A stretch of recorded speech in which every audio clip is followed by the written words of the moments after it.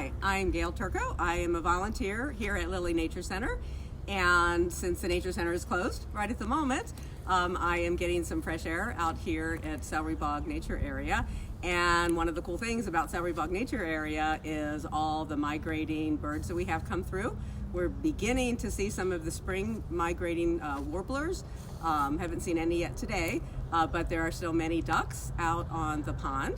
Out this direction, there are ringneck ducks and there are buffleheads, which are a very cool duck because they have a very cool head, as you might gather from the name bufflehead. There was just a horned grebe that we saw that was very cool, and we were able to get a photo of it. It is a duck that is seen here, but it's kind of unusual. So whenever there's an unusual duck, birders send out the information to each other and everybody goes out to check it out.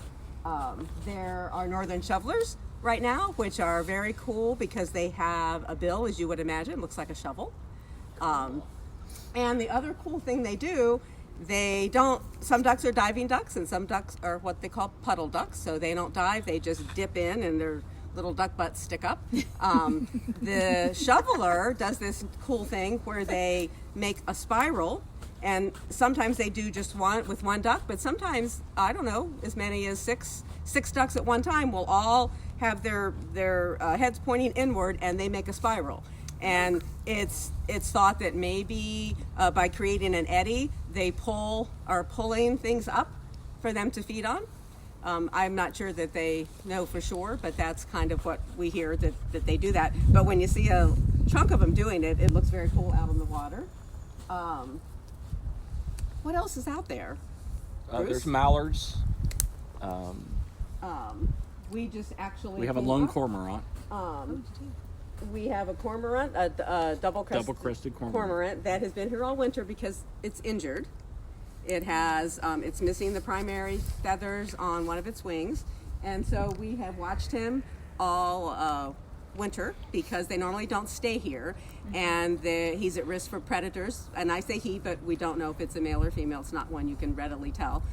But he can fly just very limited, just kind of skims the surface. But if he can stay in open water, he can get out of the way of predators and he can eat. And there's been times where we were very nervous because there were only a few open spots, but he has made it so far this winter. We have called him Chester, just for fun. And we don't know, Barney Dunning from Purdue, that is the ornithology expert, he said that it's unlikely the feathers will grow back, but it is possible. But so far he has remained here because he can't fly, and this may be where he stays and lives out his life as long as he can stay away from predators. But I have not seen him today. There are coots. Yes, there are coots. Coots are just here in the winter. So they generally stay all winter. Some of these birds only come in the spring and fall. They just kind of stop over migrating. Coots stay here all winter, but they will leave sometime soon. I just saw a lesser scaup.